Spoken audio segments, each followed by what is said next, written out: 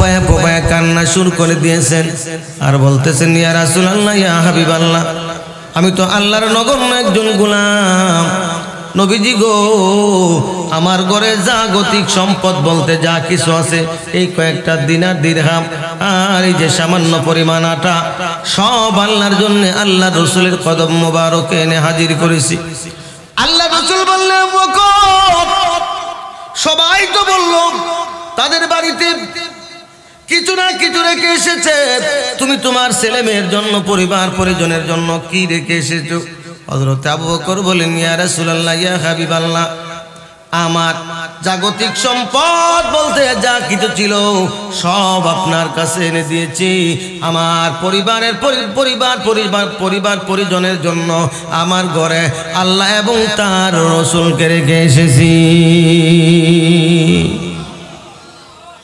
মুসলমান হযরত আবু বকর রাদিয়াল্লাহু তাআলা আনহু দ্বীনের জন্য ওয়াকাতরে দান করেছেন। এমন কি হযরত বেলাল রাদিয়াল্লাহু তাআলা আনহুর মতো জলিলুল কদর সাহাবীকে হযরত বেলালের মালিক উমাইয়ার কাছ থেকে চড়া মূল্যে খরিদ করে মুক্ত করে দিয়েছেন। মুসলমান এইভাবে হযরত আবু বকর রাদিয়াল্লাহু তাআলা আনহুর ব্যবসাটা আস্তে আস্তে করে নিঃশেষ হয়ে গেছে। এমন সময় একদিন আল্লাহ রাসূলের ব্যবসায়িক সমপর্যায়ের ব্যবসায়ী মক্কার একজন কাফের ব্যক্তি আল্লাহ হযরত আবু বকরের সমপর্যায়ের একজন ব্যবসায়ী ব্যক্তি আবু বকর রাদিয়াল্লাহু তাআলা আনহুকে বললেন আবু বকর তোমার মক্কায় এমন এমন বড় বড় বাড়িঘর ছিল, এমন এমন ব্যবসা ছিল, মুহাম্মদের পিছনে যাওয়ার পরে মুহাম্মদের কালিমা পড়ার পরে আস্তে আস্তে করে তোমার ব্যবসাটা লাটে উঠেছে, একেবারে ব্যবসাটা তো নিঃশেষ হয়ে গেছে। আবু বকর আমার তো মনে হয় তুমি ক্ষতিগ্রস্তদের দলের মধ্যে অন্তর্ভুক্ত হয়ে গেছো, তুমি তো ক্ষতিগ্রস্ত হয়ে গেছো, মহাক্ষতির মধ্যে নিমজ্জিত হয়ে গেছো। হযরত আবু বকর রাদিয়াল্লাহু তাআলা আনহু আল্লাহর নবীর কাছে এই কাহিনী বর্ণনা করতেছেন ইয়া রাসূলুল্লাহ ইয়া হাবিবাল্লাহ আমার বন্ধু তো বলেছে আমি নাকি ক্ষতিগ্রস্ত হয়ে গেছি, দ্বীনের জন্য ইসলামের জন্য ব্যয় করেছি, দাওয়াতের কাজে সময় দিতে গিয়া ব্যবসায়িক কাজে সময় দিতে পারি নাই, এই জন্য নাকি আমি ক্ষতিগ্রস্ত হয়ে গেছি। ইয়া রাসূলুল্লাহ ইয়া হাবিবাল্লাহ এতে আপনার কি মতামত? আল্লাহ নবী সাল্লাল্লাহু আলাইহি ওয়াসাল্লাম উত্তর দিবেন অবস্থা এমন সময় হযরত জিবরাইল আলাইহিস সালামকে আল্লাহ পাক রব্বুল আলামিন আল্লাহর বন্ধুর কাছে নাজিল করলেন, জিবরাইলকে পাঠালেন। হযরত জিবরাইল আলাইহিস সালাম বললেন ওগো নবীজি আপনার আবু বকরের প্রশ্নের জবাব আপনি দেওয়ার দরকার নাই, আবু বকরের এই প্রশ্নের জবাব স্বয়ং আল্লাহ তাআলা আপনার কাছে সূরাতুল আসর নাজিল করে দিয়েছে। আর আওয়াজ করে বলুন সুবহানাল্লাহ। আমার ভাইরা আল্লাহ পাক রব্বুল আলামিন এই প্রসঙ্গে সূরাতুল আসর নাজিল করেছেন। নাজিল করে আল্লাহ পাক রব্বুল আলামিন জানায় দিয়েছেন ওই সূরাতুল আসরের ভিতরে 4টা গুণের কথা বর্ণনা করা হয়েছে। ওই 4টা গুণ যাদের অন্তরে থাকবে তারা ক্ষতিগ্রস্ত না, যাদের আমলের মধ্যে থাকবে তারা ক্ষতিগ্রস্ত না। হযরত আবু বকর রাদিয়াল্লাহু তাআলা আনহু ছিলেন ওই 4 গুণে পরিপূর্ণ একজন ব্যক্তি। জোরে কোন সুবহানাল্লাহ। এবার আল্লাহ তাআলা এই কাফেরের জবাব শুধু হযরত আবু বকরের জন্য দেন নাই, কিয়ামত পর্যন্ত যত মানুষ আসবে সব মানুষের জন্য আল্লাহ পাক একই জবাব দিয়েছে। আল্লাহ রাব্বুল আলামিন বলতেছেন এরকম ভাবে ওয়াল আসরি ইন্নাল ইনসানা লাফি খুসর। সময়ের কসম, কালের কসম, ইতিহাসের কসম, আসরের ওয়াক্তের কসম, নিশ্চয়ই সব মানুষ মহা ক্ষতির মধ্যে নিমজ্জিত। এই কথা কে বলেছেন? আল্লাহ তাআলা বলেছেন। আল্লাহ তাআলা সময়ের কসম করেছেন। মুসলমান সময়ের গুরুত্ব আছে না নাই? আরো জোরে করে আছে না নাই? সময়ের গুরুত্ব আছে। আপনি লক্ষ্য করে দেখবেন দুনিয়ার জমিনে যারা সময়কে মূল্য দেয় সময় এমন একটা জিনিস যারা মূল্য দেয় তাদের জন্য চলে যায়, যারা মূল্য দেয় না তাদের জন্যও চলে যায় কি যায় না, যায় কি যায় না। এই মুহূর্তে গভীর রজনীতে নজরুলের রহমতের সময় আপনারা ওয়াজ মাহফিলের মধ্যে বসে আছেন, ইসলামী মহাসম্মেলনে বসে আছেন, কোরআন হাদিসের আলোচনা শুনতেছেন। আপনাদের সময়টাও কিন্তু যাইতেছে, নাকি দাঁড়ায় আছে? সময়টা যাইতেছে। আবার ঠিক একই মুহূর্তে বাংলাদেশের কোনো না কোনো জায়গায় মানুষ গানের আসর বসায়া গানের আড্ডাখানায় মহিলাদের বিভিন্ন অঙ্গভঙ্গিতে অশ্লীল গান বাজনা শুনতেছে, এরকম আছে না নাই? আরো জোরে এখন আছে না নাই? আপনাদের সময়টাও যাচ্ছে, তাদের সময়টাও যাচ্ছে, দুই সময় যাওয়ার মধ্যে পার্থক্য আছে না নাই? আরো জোরে কোন আছে না নাই? কেমন আছে, কেমন আছে? আপনি কোরআনুল কারীমের আলোচনা শুনতেছেন, রাসূলের হাদিসের আলোচনা শুনতেছেন। আল্লাহর নবী হাদিস শরীফের মধ্যে ইরশাদ করেন, যদি কোনো ব্যক্তি কোরআন বুঝার জন্য কিছু সময়, 1 ঘন্টা সময় অতিবাহিত করে, আল্লাহ পাক রব্বুল আলামিন কবুল হয়েছে এবং 500 রাকাত নফল নামাজের সওয়াব দান করবে। বিভিন্ন হাদিসে বিভিন্ন সংখ্যার কথা বলা হয়েছে। আমার ভাইরা, আল্লাহ পাক রব্বুল আলামিন প্রতি মুহূর্তে আমাদেরকে নেকি দান করতেছেন, তাহলে সময় কিন্তু পার হয়ে যাইতেছে, ঠিক কিনা জোরে কোন? আল্লাহ পাক রব্বুল আলামিন বলেছেন সময়ের কসম, আল্লাহ বলেছেন কালের কসম, আল্লাহ বলেছেন আসরের ওয়াক্তের কসম। তবে আমি আমার ভাষায় বলি, মানুষের একমাত্র পুঁজি হলো মানুষের হায়াত, ঠিক কিনা জোরে কোন? মানুষের পুঁজিটা কি? হায়াতটাই হলো মানুষের পুঁজি, ঠিক কিনা জোরে কোন? আল্লাহ পাক রব্বুল আলামিন দুনিয়ার সব মানুষদেরকে লক্ষ্য করে বলতেছেন, ও দুনিয়ার মানুষেরা, তোমাদের যে একটা পুঁজি আমি আল্লাহ দান করেছি, ওই পুঁজির কসম করে বলতেছি, দুনিয়ার সব মানুষ ক্ষতিগ্রস্তের মধ্যে নিমজ্জিত। নিশ্চয় সব মানুষ ক্ষতিগ্রস্তের মধ্যে নিমজ্জিত। দুনিয়ার সব মানুষ মহা ক্ষতিগ্রস্তের মধ্যে নিমজ্জিত। আল্লাহ বলেছেন সব মানুষ ক্ষতিগ্রস্তের মধ্যে নিমজ্জিত। এতে আমাদের কোনো সন্দেহ আছে নাকি? আছে নাকি?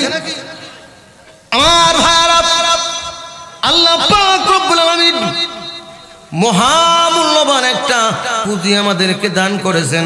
এটা হলো পুঁজিটা হলো হায়াত, মানে সময়। বন্ধুগণ আমার, ইমাম ফখরুদ্দিন রাজি রহমাতুল্লাহি আলাইহি তাফসীর করেছেন, এক আল্লাহর বুজুর্গ বান্দা সূরাতুল আসরের তাফসীর বুঝতেছিলেন না। আল্লাহ যে বলেছেন সময়ের কসম, এটা উনি বুঝতেছেন না। আমার ভাইরা, একদিন আল্লাহর ওলি বাজারের মধ্যে গেলেন।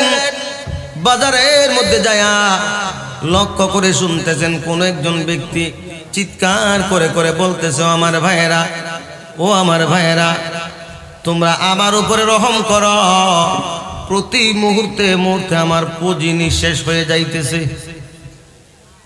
তোমরা আমার উপরে রহম করো, আমার উপরে দয়া করো, কেননা প্রতি মুহূর্তে আমার পুঁজি নিঃশেষ হয়ে যাইতেছে। আল্লাহর ওলি চিন্তা করলেন, এটা কেমন ব্যবসা? মুহূর্তে পুঁজি শেষ হয়ে যায়, এটা কেমন ব্যবসা? একটু কাছে গিয়ে দেখা যাক। কাছে গিয়ে দেখতেছে, যেই লোকটা চিল্লায় ডাকতেছে আমার পুঁজি শেষ হয়ে যাইতেছে, ওই লোকটা আসলে বরফ বেচতেছে।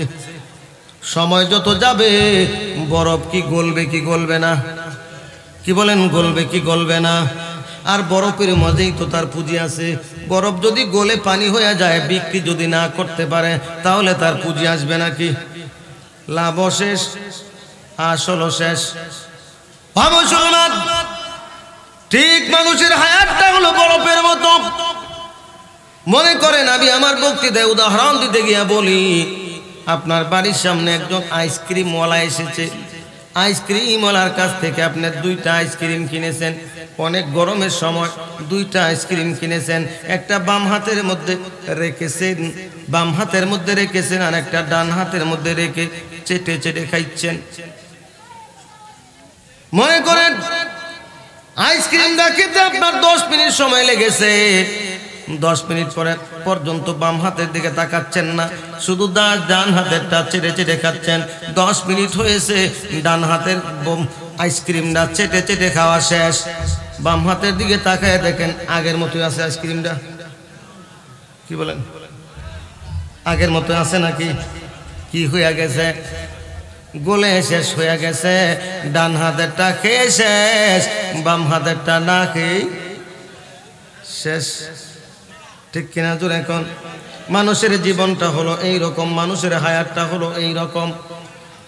এই জন্য আল্লাহ পাক রব্বুল আলামিন আমাদেরকে লক্ষ্য করে বলতেছেন, ও দুনিয়ার মানুষ, তোমার পুঁজির কসম, তোমার হায়াতের কসম, নিশ্চয়ই সব মানুষ ক্ষতিগ্রস্তের মধ্যে নিমজ্জিত, মহা ক্ষতির মধ্যে নিমজ্জিত।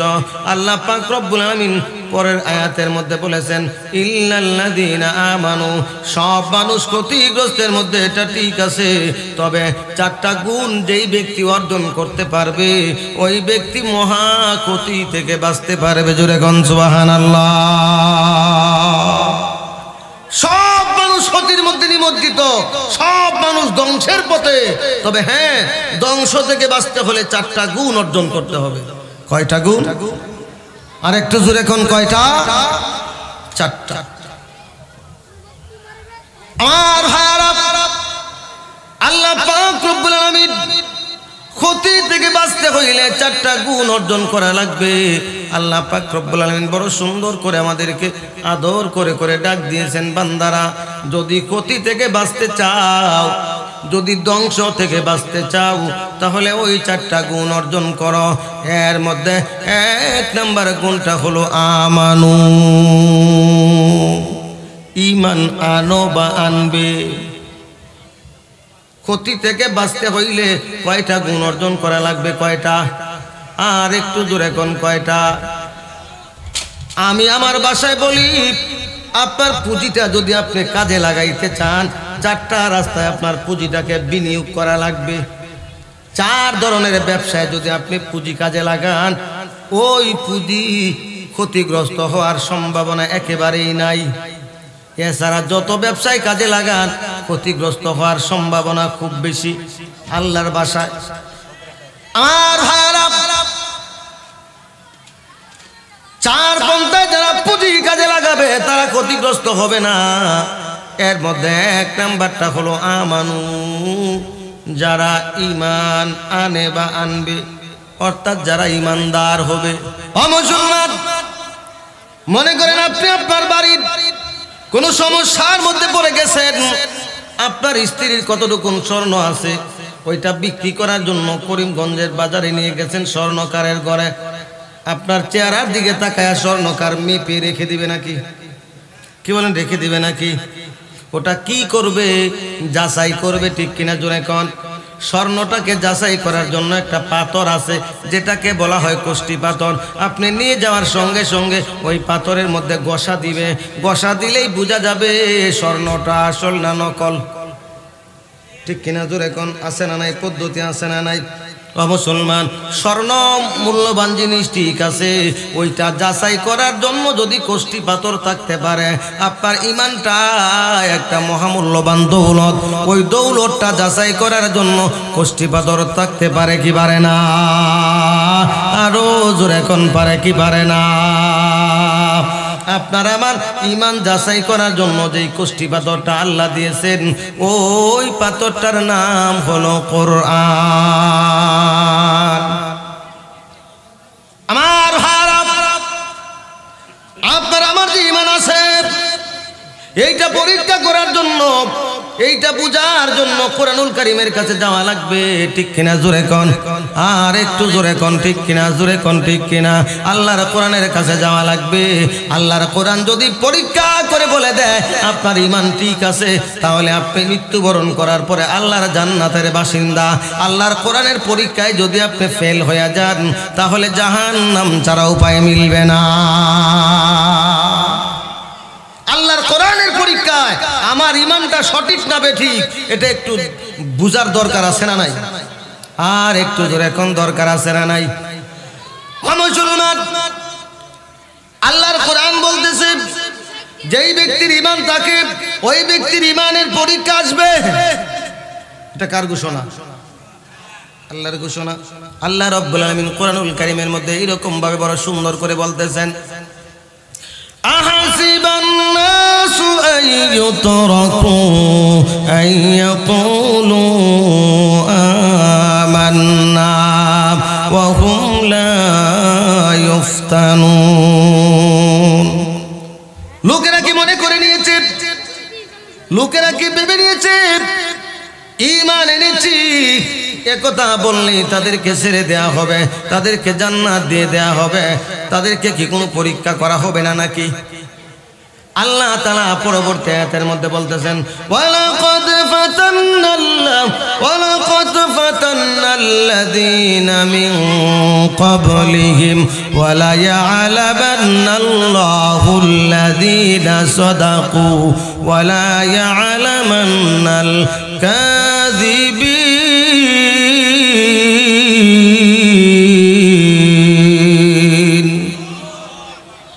আল্লাহ তাআলা বলেন, মানুষেরা কি মনে করে নিয়েছে তারা অতি সহজেই জান্নাতে প্রবেশ করবে? না না না, অতি সহজেই জান্নাতে প্রবেশ করতে পারবে না। আমি আল্লাহ পাক আছে না নাই? আরো জোরে কোন আছে না নাই? মুসলমান, ঈমান মহামূল্যবান এক সম্পদ, এমন মহামূল্যবান এক সম্পদ। কেন মূল্যবান সম্পদ হবে না? আল্লাহ পাক রব্বুল আলামিন তো ওই ঈমানের কারণে আপনাকে বিশাল জান্নাত দান করবেন। কেমন জান্নাত দান করবেন? কেমন জান্নাত দান করবেন? হাদিস শরীফের মধ্যে এসেছে, আল্লাহর নবী সাল্লাল্লাহু আলাইহি ওয়াসাল্লাম বলেন, আল্লাহ পাক রব্বুল আলামিন যেই ব্যক্তিকে বিশেষ বিবেচনায় জান্নাত দান করবেন, আল্লাহ পাক বিশেষ বিবেচনায় জান্নাত দান করবেন। আসলে জান্নাতের উপযুক্ত হয় নাই, তারপরে আল্লাহ দান করে দিবেন ওই ব্যক্তিকে আল্লাহ এই দুনিয়া 10টার সমান একটা জান্নাত দান করবে। আরো আওয়াজ করে বলুন সুবহানাল্লাহ, চিৎকার দিয়ে কোন আল্লাহু আকবার। আমার ভাইরা, আল্লাহ পাক রব্বুল আলামিন ঈমানের বিনিময়ে জান্নাত দান করবেন। মুসলমান, আল্লাহ রসুলের একটা হাদিস থেকে বোঝা যায় কার ভিতরে ঈমান আছে আবার কার ভিতরে নাই। ওই হাদিসটা কি বর্ণনা করব নাকি? কি বলেন, বলবো নাকি বলবো নাকি? قال النبي صلى الله عليه وسلم من رأى منكم منكرا فليغير بيده فإن لم يستطع فبلسانه فإن لم يستطع فبقلبه ذلك ضعف الإيمان। আল্লাহ নবী বলেন, আমার উম্মতেরা শোনো, তোমরা যারা ঈমানের দাবি করতেছো তোমরা শোনো, যদি তোমরা কোনো অন্যায় কাজ করতে দেখো, যদি কোনো অন্যায় কাজ তোমরা করতে দেখো, সরাসরি ওইটাকে বাধা প্রদান করো। কি বলেন মুসলমান? অন্যায় আমরা বাধা দেই নাকি? কি বলেন, বাধা দেই নাকি? দেই নাকি? আমরা তো এমন মুসলমান হইছি, অন্যায় কাজ দেখলে আর একটু দূর থেকে বাতাস দিয়ে বড় করে দিই। ঠিক কিনা? জোরে কোন, আর একটু জোরে কোন, ঠিক কিনা? আমার মতো মৌলভী সাহেব, ওই যে কামরুল ইসলাম কাকার মতো কোনো মৌলভী সাহেব যদি এটার বিরোধিতা করে, যে অন্যায়টা করে, আস্তে আস্তে করে আপনি তার সাথে গিয়া মিশেন, কামরুল মৌলভীর খায় আর কাম নাই, তোমার কাজ তুমি করতেছো, তার বাধা দেওয়ার দরকার কি? কি বলেন? বলে কি বলে না? বলে কি বলে না? অথচ দেখা যায় এই মাত্র মসজিদ থেকে বের হয়ে আসছে মুসল্লি, মুখের মধ্যে দাড়িও আছে, মাথার মধ্যে টুপিও আছে, 5 ওয়াক্ত নামাজের 1 ওয়াক্ত ছেড়ে দেয় না, মাঝে মধ্যে তাহাজ্জুদ পড়ে। এমন ব্যক্তি আছে না নাই? আর একটু জোরে কোন আছে না নাই? মুসলমান, এমন চরিত্র যদি কোনো ব্যক্তির এমন চরিত্র হয়ে থাকে, আপনি নামাজি হইয়াও আল্লাহর জাহান্নামে যাওয়া লাগবে। তার কারণ হলো আব্দুল্লাহ ইবনে উবাই ছিল মুসল্লি, আপনিও মুসল্লি, 2 মুসল্লির মধ্যে কোনো পার্থক্য নাই। অন্যায় দেখলে বাধা প্রদান করাই লাগবে, এটার নাম হলো ঈমান। অন্যায় আমরা বাধা প্রদান করি? কি বলেন, করি? না না, করি না। অনেকে আবার অন্যায়ের পক্ষে লেকচার দেয়। কয়েকদিন আগে আপনার টিভিতে দেখেছেন বিশাল বড় একজন নেতা, যার নাম আমি বলতে চাই না আমার মুখ দিয়া, বিশাল বড় একজন নেতা, আপনারা দেখেছেন টকশোর মধ্যে বলেছে, টিভি সাক্ষাৎকারে, এই দেশে ওয়াজ মাহফিল থাকবে, এই দেশে গানও থাকবে, এই দেশে যাত্রাও থাকবে, এই দেশে পালাও থাকবে, এই দেশে পূজাও থাকবে, সব কিছু থাকবে। কারণ কেবলমাত্র গোলাপ ফুল দিয়া বাগান হয় না, সব ফুল দিয়ে একটা ফুলের বাগান হয়। বলেছে কি বলে নাই? কি বলেন, বলেছে কি বলে নাই? বলেছে কি বলে নাই? আরো বলেছে, মানুষ শুধু কি আপনাদের ওয়াজ শুই না কান্দে নাকি, গান শুই নাও তো মানুষ কান্দে। কি বলেন, বলেছে কি বলে নাই? শুনেছেন আপনারা? আমার ভাইরা, আজ থেকে কয়েক বছর আগে দক্ষিণবঙ্গ থেকে মাহফিল করে আসতেছি, পাটুরিয়া ঘাটে ফেরি দিয়া পার হইতে হয় গাড়ি সহ। ফেরির মধ্যে উঠলে কমপক্ষে আধা ঘন্টা সময় চলে যায় ওই পাটুরিয়া থেকে দৌলদিয়া ঘাটে আসতে, দৌলদিয়া থেকে পাটুরিয়া ঘাটে আসতে। রাতের বেলায় মাহফিল করে আসতেছি, গাড়িটা ফেরির মধ্যে আছে। কোন এক প্রয়োজনে গাড়ি থেকে বের হইলাম, বের হওয়ার পরে দেখতেছি মানুষের কানে বড় বড় ডুল কাঁধের মধ্যে ঝুলায় রাখছে, আবার একজনের কাঁধের মধ্যে বেহালাও আছে। আমাকে দেখে চিনে নিয়েছে, কারণ ইউটিউবে ওয়াজ আছে, তো এগুলো তো মানুষ বাস্তবে না দেখলে ইউটিউব থেকে চিনে। আমাকে বলতেছে একজন ডুলওয়ালা, বলতেছে হুজুর আপনি কি জালালউদ্দিন উসমানী নাকি? আমি বললাম জি আমি জালালউদ্দিন উসমানী। কথা বলতে বলতে হঠাৎ করে একজনের সাথে আমার সামনেই বলতেছে, হুজুরদের গান, হুজুরদের ওয়াজ শুনেও মানুষ কান্দে, আমাদের বাউলদের গান শুনেও মানুষ কান্দে, দুইটা শুনেই মানুষ কান্দে। আমি বললাম হ্যাঁ, তবে দুই কান্নার মধ্যে পার্থক্য আছে। বলল কি পার্থক্য? আমি বললাম টিউবওয়েলের পানি দিয়েও সিরা বুঝানো যায়, আবার পেশাব করেও সিরা বুঝানো যায়। দুই বীজাণুর মধ্যে পার্থক্য আছে না নাই? আরো জোরে কোন আছে না নাই? একটা হলো হারাম আর একটা হলো হালাল, ঠিক কিনা? জোরে কোন। মুসলমান, আপনি ইমানদার, ইমানের দাবি করবেন, অন্যায় দেখলে পরে আপনাকে বাধা প্রদান করা লাগবে। এটা হলো আপনার ইমানি দায়িত্ব। যদি আপনার অন্তরে ইমান থাকে, অন্যায় হইতেছে, আপনার অন্তরে ইমান আছে, আপনার ইমান আপনাকে ঘরে বসে থাকতে দিবে না, অবশ্যই বাধা প্রদান করার জন্য ধাক্কায় নিয়ে যাবে। আর যদি অন্যায় হইতেছে, আপনার মন যদি বলে সাসা আপনা যান বাসা, তাদেরটা তারা করো, আমার ভালো কাজ তো আমি করতেছি, তাহলে রসুলের ভাষায় আপনার ইমান নাই। কেননা আল্লাহ রসুল বলেন, যদি অন্যায় দেখো তাহলে বাধা প্রদান করবা, সরাসরি বাধা দিবা। যদি সরাসরি বাধা প্রদান করতে তোমার শক্তি সামর্থ্য না থাকে, তাহলে তুমি তোমার মুখ দিয়া এর প্রতিবাদ করবা। মুখ দিয়া প্রতিবাদ করার মতো যদি শক্তি সামর্থ্য না থাকে, তাহলে মনে মনে ঘৃণা করবা। মনে মনে ঘৃণার অর্থ এই নয় যে ঠিক আছে আমি ঘৃণা করি, আমার বাড়িতে আমি বসে থাকি, তাদের অন্যায় তারা করুক, এইটা কিন্তু মনে মনে ঘৃণা না। আল্লাহ রসুল বলেছেন মনে মনে ঘৃণা করা হলো ইমানের সর্বনিম্ন স্তর। এটা কেমন? আমি আমার বক্তৃতায় প্রায় সময় বলে থাকি। একজন বলতেছে কি রে, অমুকদের ঘরের চাচা কি অবস্থা, উনার কি অবস্থা? যার কাছে প্রশ্ন করেছে সে বলতেছে উনি জেতাও না মরাও না, জেতাও না মরাও না। বলতেছে এটা আবার কেমন কথা বলতেছে? যদি জেতা হইতো তাহলে আমাদের সাথে হাঁটতো, চলতো, ফিরতো, আর যদি মরা হইতো তাহলে কবরে নিয়ে রাখা যাইতো। তারা লাগিয়ে পড়ে আছে, মরাও না জেতাও না। যে মনে মনে ঘৃণা করে তার ইমানটা হলো এমন। মুসলমান, মনে মনে ঘৃণা করার অর্থ হলো এই অন্যায়টাকে আপনি যেমন সহ্য করতে পারেন না, আপনার সমাজে এরকম আরো মানুষ আছে যেই ব্যক্তি সহ্য করতে পারে না, আপনি তার সাথে আপনি আস্তে আস্তে গোপনে গোপনে যোগাযোগ করেন। আপনারা 2 জন হয়ে গেলেন, আরো 2 জনকে বুঝান, 2 জনে আরো 2 জনকে বুঝান, এবার 4 জন হয়ে গেলেন, 4 জনে আরো 8 জনকে বুঝান। এইভাবে আস্তে আস্তে করে আপনার সংখ্যা যখন সমাজের মধ্যে 100 জনের মধ্যে আপনার সংখ্যা যখন 51 জন হয়ে যাবে, তখন 51 জন মিলে প্রতিবাদ করবেন, 49 জন আপনাদের সাথে পারবে না। ঠিক কিনা জোরে কোন? তখন সমাজে সত্য প্রতিষ্ঠিত হয়ে যাবে। সত্য প্রতিষ্ঠা করার জন্য গোপনে গোপনে চেষ্টা করা হলো সর্বনিম্ন ঈমান। আমি কি আপনাদেরকে বুঝাইতে পেরেছি? বুঝতে পেরেছেন আপনারা? আমার ভাইরা, বলতেছিলাম আল্লাহ পাক রব্বুল আমিন বলেন 4 রাস্তায় যে পুঁজি বিনিয়োগ করবে তারা ক্ষতিগ্রস্তের মধ্যে পড়বে না, ক্ষতি থেকে বেঁচে যাবে। এর মধ্যে 1 নাম্বারটা হলো ঈমান। আমার ভাইয়েরা, ঈমানটা হওয়া লাগবে শিরিক মুক্ত ঈমান। ঠিক কিনা জোরে কোন? আর একটু জোরে কোন, ঠিক কিনা? আমার ভাইয়েরা, বন্ধুগণ, আমার উজিরপুরি সাহেব সম্ভবত শিরিক সম্পর্কে আপনাদের সম্মুখে বয়ান করেছে, আপনাদের মনে আছে নাকি? শিরিক সম্পর্কে ওয়াজ করেছেন উনি। আমার ভাইয়েরা, শিরিক মুক্ত ঈমান হওয়া লাগবে। বলবেন হুজুর শিরিক মুক্ত ঈমান কি?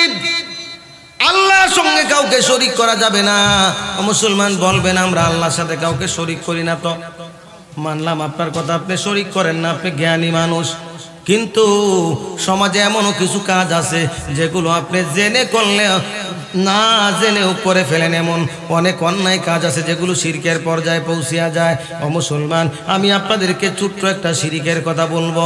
আল্লাহ নবী সাল্লাল্লাহু আলাইহি ওয়াসাল্লাম দুনিয়া থেকে চলে যাওয়ার পূর্বে সাহাবায়ে কেরামদেরকে লক্ষ্য করে বলতেছেন, ও আমার সাহাবীরা, শুনো শুনো আমার উম্মতেরা, আমি দুনিয়া থেকে চলে যাওয়ার পূর্বে আমার উম্মতেরা বড় শিরক করবে, এই ভয় আমি করতেছি না।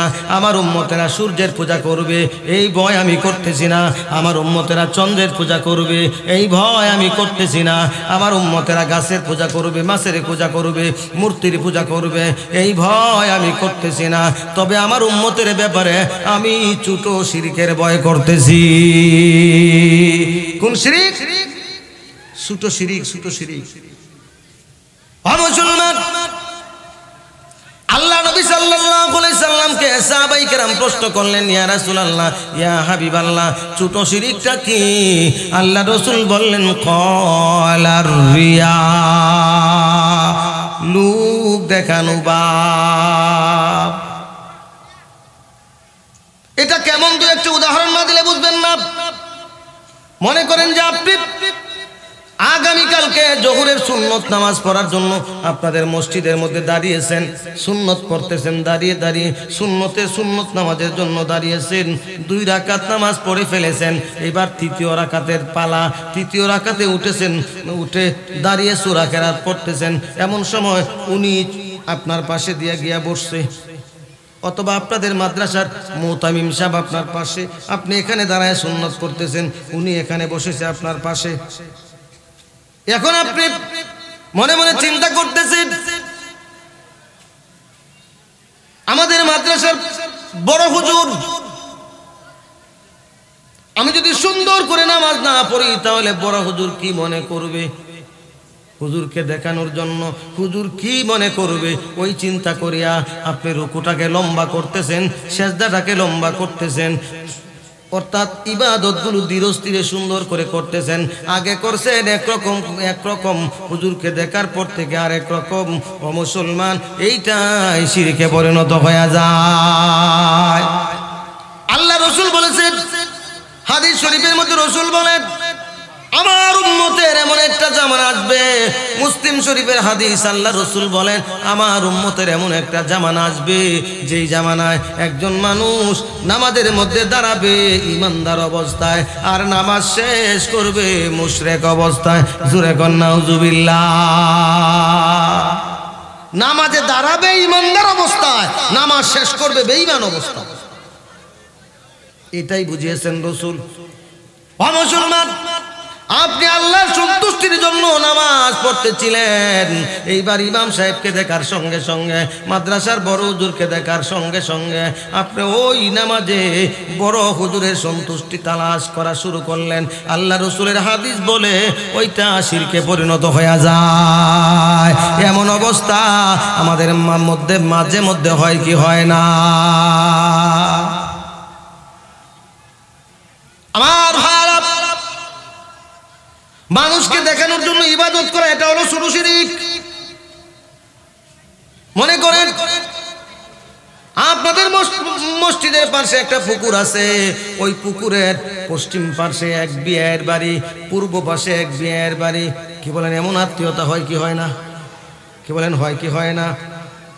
একদিন বিয়াই, পুকুরের মালিক বিয়াইকে পূর্ব পারের বিয়াই বলতেছে পশ্চিম পারের বিয়াইকে, পশ্চিম পারের বিয়াই হলো পুকুরের মালিক, উনাকে বলতেছে বিয়াই আপনার পুকুরের মাছ দেখি বড় বড় হয়ে গেছে। বিয়াই বলতেছে আপনি জানলেন কেমনে? আপনি জানলেন কেমনে? এইবার বিয়াই বলতেছে, পূর্ব পারের বিয়াই বলতেছে ও বিয়াই, আমি শুধু আপনার মতো সারা রাত্র ঘুমাই না, শেষ রাতে উঠে 2-4 রাকাত তাহাজ্জুদ পড়ি। ওযু করার জন্য যখন গিয়েছিলাম তখন মাছের নাড়াচাড়া পেয়েছি, তার মানে মাছ বড় হয়ে গেছে। মাছ যে বড় হয়ে গেছে তার মনের মধ্যে উদ্দেশ্য বিয়াইকে এইটা বলা না, উদ্দেশ্য হলো বিয়াই আমি এখন আর সাধারণ মানুষ নাই, আমি তাহাজ্জুদওয়ালা হয়ে গেছি। কালে আপনি তো ঘুমাই না, তাহাজ্জুদ পড়ি, তার মানে বিয়াইকে বুঝাইতে চায় যে আমি তাহাজ্জুদওয়ালা। ইবাদত করেছিল কার খুশির জন্য? এখন বিয়াইকে দেখাইতেছে, বিয়াই যাতে মনে করে না গো আমার বিয়াইটা তো সাধারণ বুজুর্গ না। এমন আছে না নাই? মুসলমান আত্মীয় স্বজন বাড়িতে আসছে হাজী সাহেবের, হাজী সাহেব তার নাতিকে ডাক দিয়ে বলতেছে আব্দুল্লাহ, এ আব্দুল্লাহ তোর মার কাছে যা, তোর মাকে গিয়ে বল দ্বিতীয়বার হজ থেকে আসার সময় যে সুন্দর সুন্দর কাপগুলো এনেছিলাম ওই কাপ দিয়া যাতে মেহমানকে চা দেয়। আসলে সুন্দর কাপ দিয়া মেহমানকে চা দেওয়া উদ্দেশ্য না, উদ্দেশ্য হইল ও মেহমান বুঝে যাও আমি একবারের হাজি নয়, আমি 2 বার হজ করেছি, এখন আর আমি হাজি নয়, আমি এখন আলহাজ হয়ে গেছি। আছে না নাই? সমাজে 2-1টা আছে না নাই? এটা হলো শিরক। এই কাজ যে করবে সঙ্গে সঙ্গে তার ঈমান শেষ হয়ে যাবে। ও মুসলমান, শিরক থেকে আমাদের ঈমানটাকে হেফাজত করার দরকার আছে না নাই? আরো জোরে কোন আছে না নাই? এই জাতীয় বহু শিরক আমাদের সমাজে প্রচলিত আছে।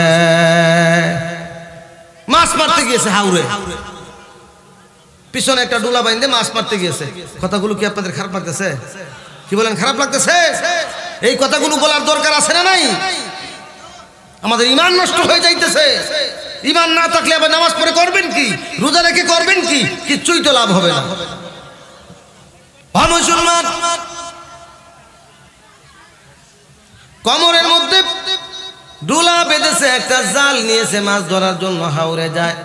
2-3 ঘন্টা মাছ জাল দিয়ে মাছ ধরার চেষ্টা করার পরে 2-1টা হয়তো বা জুটেছে, খুব বেশি মাছ ধরে নাই।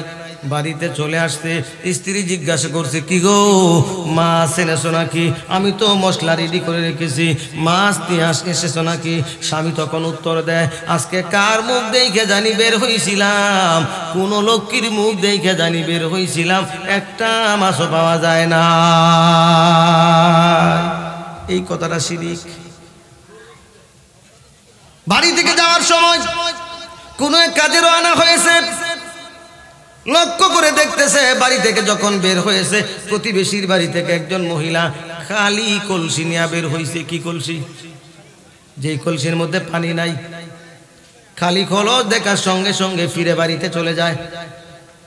বউ জিজ্ঞাসা করে, কি গো তুমি না বের হয়ে গেছিলা, এখনই ফিরে আসছো কেন? কয় শয়তানটা খালি কলসি নিয়ে আসার আর সময় পেল না, আমি একটা ভালো কাজে বের হইছি, এই এমনিতেই খালি কলসি নিয়ে আমার চোখের সামনে পড়ছে, এই জন্য ফিরে এসেছি। কারণ খালি কলসি দেখে কোনো কাজে যাইলে মঙ্গল হয় না, অমঙ্গল হয়।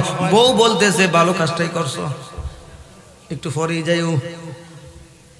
এগুলো হলো শিরিক, এগুলো আমাদের সমাজে আছে না নাই? আরো জোরে কোন আছে না নাই? এমন যদি হয় তো আপনার ঈমান গেছে। মুসলমান, এবার একটু চিন্তা করেন তো, আমরা এমন এলেম অর্জন করতে পেরেছি কিনা যেই জ্ঞানের দ্বারায় আমরা আমাদের ঈমানের পাহারাদারি করতে পারবো? মুসলমান, মনে হয় করার মতো শক্তি আমাদের নাই, কারণ শয়তান আমাদের পিছনে আছে না নাই? আর একটু জোরে এখন আছে না নাই? আমার ভাইরা, শয়তান ব্যাপারটা নিয়ে বেশ কিছুদিন পূর্বে আমি 6 মাস পর্যন্ত পড়াশোনা করেছি, শয়তান নিয়ে 6 মাস পর্যন্ত গবেষণা করেছি। মুসলমান, আমার তেমন বেশি জ্ঞান গরিমা নাই, পড়াশোনা তেমন বেশি করতে পারি না, যোগ্যতা নাই। তবে আল্লাহ পাক যতটুকু যোগ্যতা দান করেছেন, 6 মাস পর্যন্ত শয়তান নিয়ে গবেষণা করার পরে আমি একটা সিদ্ধান্তে উপনীত হয়েছি।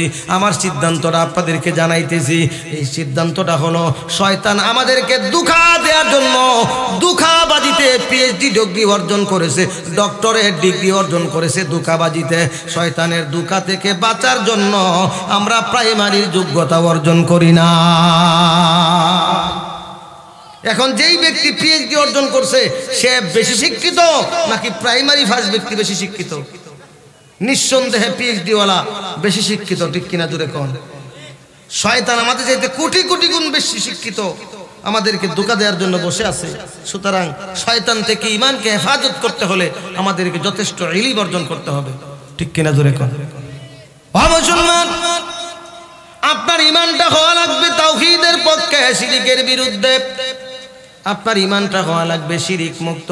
এমন ঈমান যদি হয়, আশা করা যায় ওই ঈমানকে কাজে লাগায়া আল্লাহর জান্নাত পাওয়া যাবে, নচেত পাওয়া যাবে না। আমার ভাইরা, আপনার ঈমান যে বেজাল মুক্ত বুঝবো কেমনে? বুঝার নিদর্শন কি? মসজিদের মিনার থেকে ডাক দিয়ে দিয়ে বলা হচ্ছে, হাইয়া আলাস সালাহ, হাইয়া আলাস সালাহ, নামাজের দিকে আসো, নামাজের দিকে আসো। হাইয়া আলাল ফালাহ, হাইয়া আলাল ফালাহ, কল্যাণের দিকে আসো, কল্যাণের দিকে আসো। আপনি যে তাসের আড্ডাখানায় বসেছিলেন, ওখানে বসে বসে তাসেই মারতেছেন, আপনার ঈমান আপনাকে ধাক্কায়া মসজিদে নিতে পারেন নাই, তাস খেলা বাদ দিয়া মসজিদে নিতে পারে নাই। বোঝা যাবে ওই ঈমান দিয়ে আল্লাহর জান্নাত পাওয়া যাবে না। আপনার ঈমান আপনাকে মসজিদে নিতে পারে না, আপনার ঈমান আপনাকে অন্যায় থেকে ফেরাতে পারে না। তাহলে কেমনে আশা করা যায় যে আমি জান্নাত পাবো? মুসলমান, ক্ষতি থেকে বাঁচতে হইলে 1 নাম্বার যে শর্তটা আল্লাহ পাক রব্বুল আলামিন দিয়েছেন, 1 নাম্বার যে পুঁজিটা লাগবে, 1 নাম্বার যে চালানটা লাগবে, 1 নাম্বার যেই রাস্তায় পুঁজিটাকে বিনিয়োগ করা লাগবে, এটার নাম হলো ঈমান। ও মুসলমান, আমাদের ঈমান হওয়া লাগবে সাহাবায়ে কেরামের ঈমানের মতো, ঠিক কিনা জোরে কোন? আল্লাহ তাআলা বলেছেন, ক্বালু আমিনু বিমা আমানান নাস, তোমরা এমন ঈমান আনো মানুষেরা যেমনি ঈমান এনেছে, তার মানে হলো সাহাবায়ে কেরাম যেমনি ঈমান এনেছে। সাহাবায়ে কেরাম সম্পদ ছেড়েছে ঈমানের জন্য, বাড়ি ছেড়েছে ঈমানের জন্য, ঘর ছেড়েছে ঈমানের জন্য, সন্তান ছেড়েছে ঈমানের জন্য, কিন্তু ঈমান ছেড়ে দেয় না। আর আমাদের ঈমান যে কেমন, ইলেকশন আসলেই পরে বোঝা যায়, 1 কাপ চায়ের কাছে বিক্রি হয়ে যায়, ঠিক কিনা জোরে কোন? আর একটু জোরে কোন, ঠিক কিনা? এক ব্যক্তি একটা রং চা খাওয়াইছে, খাওয়াই বলতেছে, ভাই নির্বাচনের দিন যেদিন বুট হইব তুমি আমারে বুটটা দিও। দিমনে পরের দিন বাজারের মধ্যে দইরা নিয়া আরেক প্রার্থী গাভীর দুধের চা খাওয়াইছে। রং চায়ের দাম 5 টাকা, গাভীর দুধের চায়ের দাম 10 টাকা। বলতেছে ভাই ইলে বুটের দিন, বুটটা আমাকে দিও। ঠিক আছে দিমুনে। মুসলমান আরো 2 দিন পরে আরেকজন প্রার্থী করিমগঞ্জের বাজারে পেয়েছে, সব চাইতে ভালো মিষ্টির দোকানে নিয়ে গেছে, দুই পিস ভালো সানার মিষ্টি খাওয়াইছে। খাওয়াইয়া বলতেছে ভাই ইলেকশন খুব বেশি নাই, দয়া করে খেয়াল রাখো, বুটটা আমারে দিও। ঠিক আছে। ইলেকশন যখন গনায় আইছে, ইলেকশনের আগের রাইতে সিগারেটের প্যাকেটের ভিতরে প্রতি বুট পিছে 1000 টাকা কইরা দিছে। এইবার ওই বুটার সিদ্ধান্ত নিয়ে নিছে আগের সব বাদ 1000 টাকা যে দিছে তাকেই বুটটা দেওয়া লাগবে। এমন বাংলাদেশে আছে না নাই? আরো জোরে কোন আছে না নাই? আপনাদের এলাকায় একজনও নাই। আপনারা তো ভালো মানুষ, আমি জানি, আপনাদের এলাকায় নাই। বাংলাদেশের বিভিন্ন অঞ্চলের কথা বলতেছি, আমাদের ঢাকার কথা বলতেছি। আপনাদের এখানেও আছে? মুসলমান ভোট কয়টা দিছে? কয়জনকে? 4 জনকে দিছে। দিতে পারবে তো একজনকে? আমার ভাইরা, ইলেকশন নিয়ে কথা বললে তো মানুষ মনে করবে রাজনীতি করতেছি। মুসলমান আপনার যদি ঈমান থাকে, আপনি একজন ঈমানদারকে ভোট দেওয়া লাগবে। আপনি নাচতেছেন ইলেকশনের আগে মিছিলের সময় নাচতেছেন, 1 কাপ রং চা আপনাকে খাওয়াইছে, তাও চায়ের মধ্যে চিনি দিছে কিনা সিগারেট দিছে সন্দেহ আছে। 1 কাপ চা পায়া আপনি নাচতেছেন। অমুক ভাইয়ের চরিত্র ফুলের মতো পবিত্র, কি বলেন, নাচে কি নাচে না? অথচ সারা জীবনে নামাজ পড়ে নাই, এক ওয়াক্ত আছে না নাই? মুসলমান আল্লাহর কসম করে বলি, যেই ব্যক্তি 5 ওয়াক্ত নামাজ পড়ে না, সে তার মালিককে 5 বার ঠকাইতেছে দৈনিক। ঠিক কিনা জোরে কোন? ঠিক কিনা জোরে কোন? কেমন মালিককে ঠকাইতেছে? যেই মালিক তাকে দুনিয়াতে পাঠাইলো, যেই মালিক তাকে হায়াত দিল, যেই মালিক তাকে রিজিক দিল, যেই মালিক তাকে দুনিয়াতে সুস্থ অবস্থায় বাঁচায় রাখলো, যেই মালিক তাকে ধন সম্পদ দান করলো, ওই মালিককে দৈনিক 5 বার করে ঠকাইতেছে। আপনি প্রশংসা করেন আর না করেন, আল্লাহর কসম করে বলি, তাকে যদি আপনি ভোট দেন তার কাছ থেকে টাকা লাগবে 100%। ঠিক কিনা জোরে কোন? কারণ যে নামাজ পড়ে না তার মালিককে 5 বার ঠকাইতেছে। আপনি ঠকাইলে নসু আর শ্বশুরে ঠকাইতে সমস্যা কি? বেজার হইতেছেন? কি বলেন, বেজার হইতেছেন? আপনার রায়, আপনার ভোট একজন আল্লাহওয়ালাকে দেওয়া লাগবে, তাহলে কিয়ামতের ময়দানে আপনি বাঁচতে পারবেন। না হলে আপনার ভোট নিয়ে যত অন্যায় করবে সবগুলোর ভাগ আপনাকে নিতে হবে। আমার ভাইয়ারা বলতেছিলাম, প্রথম নম্বর গুণের নাম হলো ঈমান। ঈমান আনা লাগবে সাহাবায়ে কেরামের মতো। ঠিক কিনা জোরে কোন? আর জোরে কোন ঠিক কিনা? আল্লাহর রাসূলের একজন ছোট্ট সাহাবী, 14 থেকে 15 বছর বয়স হবে, যার নাম হলো হযরতে আব্দুল্লাহ। বন্ধুগণ আমার, ছোটকালেই বাবা মারা গিয়েছে, চাচার সংসার লালিত পালিত হয়েছে। বয়স যখন একটু উপযুক্ত হয়েছে, একদিন চাচাকে গিয়ে বলতেছে, চাচা মুহাম্মদ সাল্লাল্লাহু আলাইহি সাল্লাম সম্পর্কে আপনার কি ধারণা? চাচা বলতেছে, নিঃসন্দেহে মুহাম্মদ ভালো মানুষ, কারণ কোনোদিন এ জীবনে কোনোদিন মুহাম্মদের কাছ থেকে আমরা খারাপ কিছু পাই নাই। মুহাম্মদ নিঃসন্দেহে ভালো মানুষ। এইবার বলতেছে, চাচা আপনি বলেছেন মুহাম্মদ সাল্লাল্লাহু আলাইহি সাল্লাম ভালো মানুষ, তাহলে চলেন আমরা কালিমা পড়ে মুসলমান হয়ে যাই। এই কথা চাচাকে কে বলেছে? ভাতিজা বলেছে। চাচা বলতেছে, না, কখনো আমি মুসলমান হব না, কখনো আমি ঈমান আনবো না। এইবার বাতিজা বলতে চাচা মনে মনে আশা ছিল আপনি আমার অভিভাবক, বাবা মারা যাওয়ার পর থেকে আপনি আমাকে লালন পালন করেছেন, আপনি ঈমান আনবেন, আপনাকে দেখা দেখে আপনি ঈমান আমি ঈমান আনবো। এখন আপনি ঈমান আনেন না, ঘোষণা দিয়েছেন কখনো ঈমান আনবেন না। ও চাচা তাহলে আমি আর দেরি করতে চাই না, আপনাকে সাক্ষী রেখে আপনার সামনেই পড়ে ফেলতেছি লা ইলাহা ইল্লাল্লাহু মুহাম্মাদুর রাসূলুল্লাহ সাল্লাল্লাহু আলাইহি ওয়াসাল্লাম। আমার ভাইরা এইবার চাচা ডাক দিয়ে বলতেছে ভাতিজা তুমি যে আমার ধর্ম ত্যাগ করেছো, বাপ দাদার ধর্ম ত্যাগ করেছো, মুহাম্মদের দ্বীন গ্রহণ করেছো, এর পরিণাম জানো নাকি? এর ফলাফলটা কি হবে তুমি কি বুঝে করেছো নাকি? বলতেছে চাচা ঈমান যখন এনেছি জেনে বুঝেই পরিণাম জেনে এনেছি। চাচা বলতেছে ভাতিজা তোমার যে সম্পত্তি আছে, বেড়া বকরি, উট বেড়া বকরি আছে, এগুলো হলো আমার, এগুলো তোমাকে দিয়ে দেয়া লাগবে।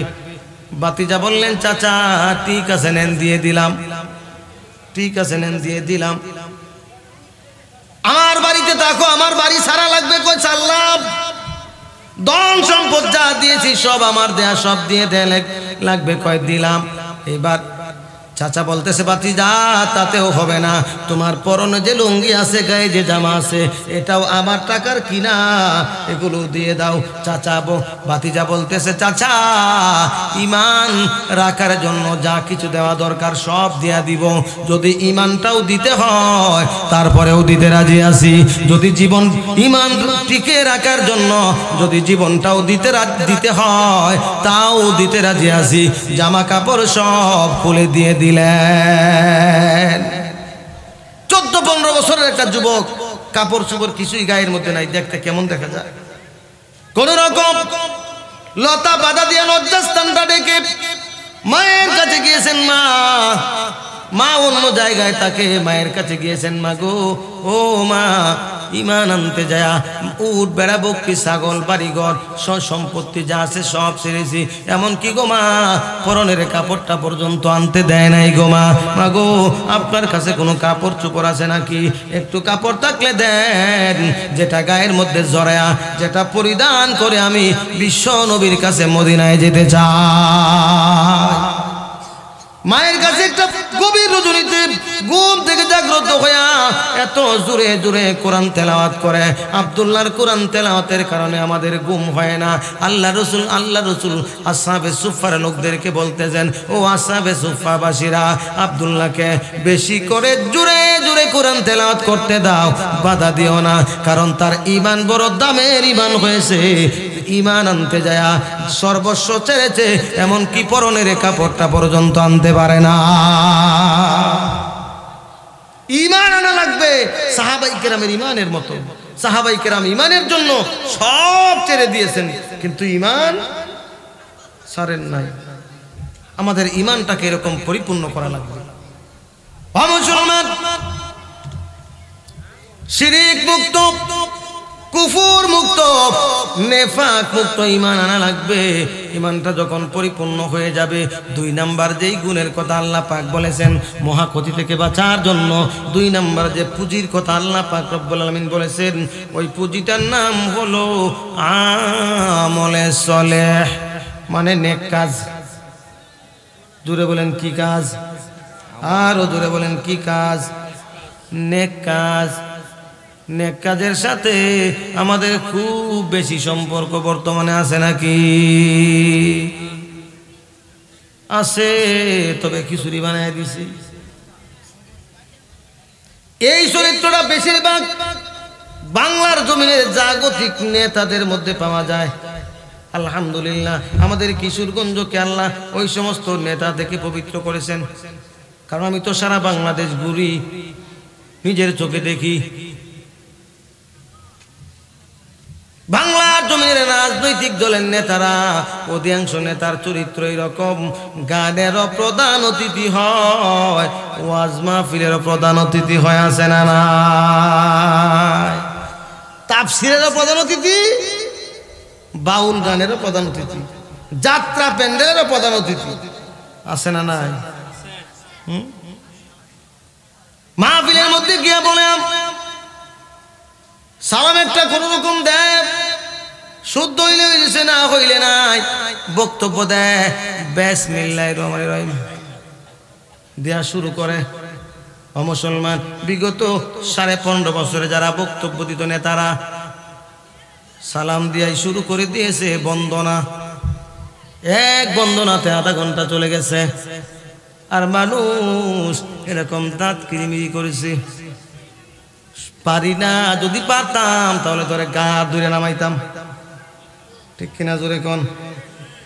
মুসলমান, যেই সমস্ত শ্রোতারা ওয়াজ মাহফিলে তাফসীর মাহফিলে আসে, তারা কি ওই সমস্ত নেতাদের বক্তব্য শোনার জন্য বসে থাকে নাকি?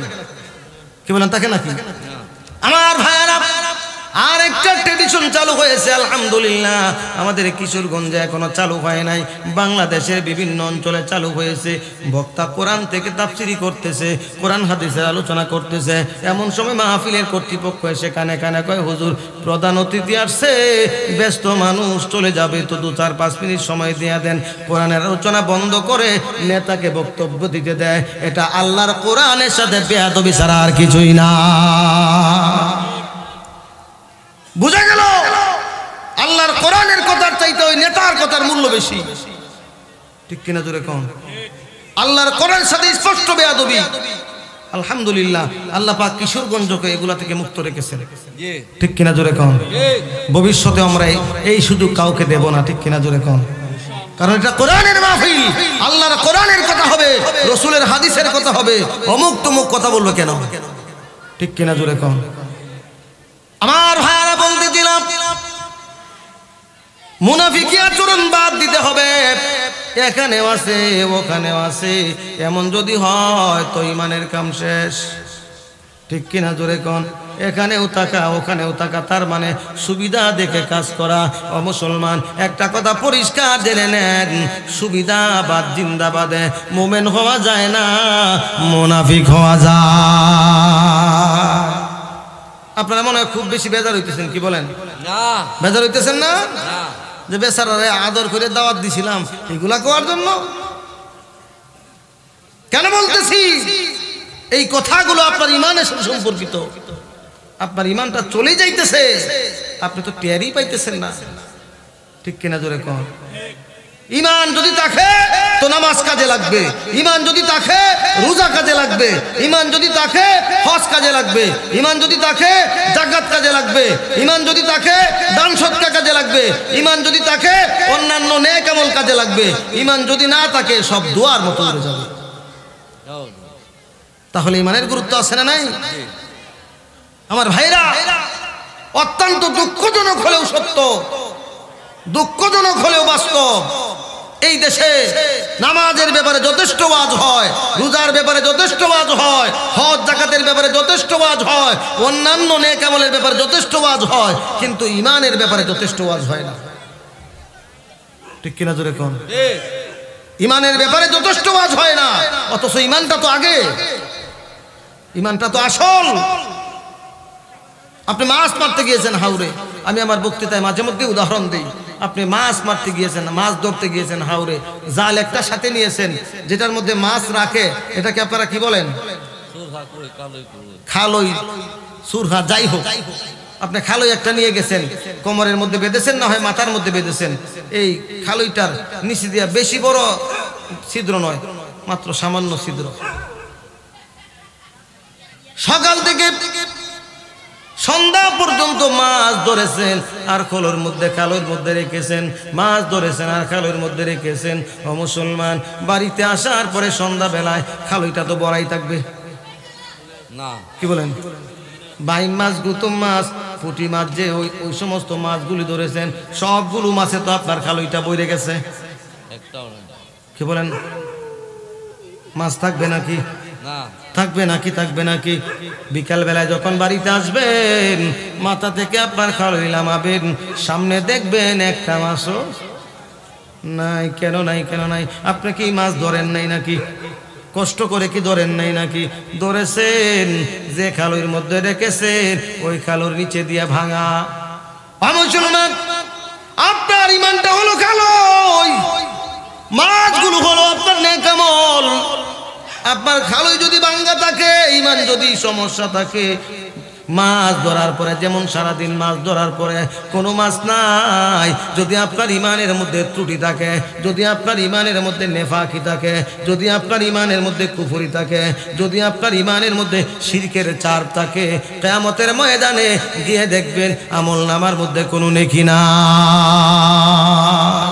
একটা নেকিও নাই। আল্লাহর বান্দা আল্লাহর কাছে বলবে আল্লাহ, তখন আপনি বলবেন আল্লাহ তুমি আমাকে ধন সম্পদ দান করেছিলে, 5 বার হজ করেছিলাম, লক্ষ লক্ষ টাকা যাকাত দিয়েছিলাম, লক্ষ লক্ষ টাকা দান করেছিলাম, মাদ্রাসা আমার টাকা দিয়ে ইতিমখানা চালিয়েছিলাম, এই নেকিগুলো গেল কই? একটা নেকিও তো আমার আমল নামার মধ্যে নাই।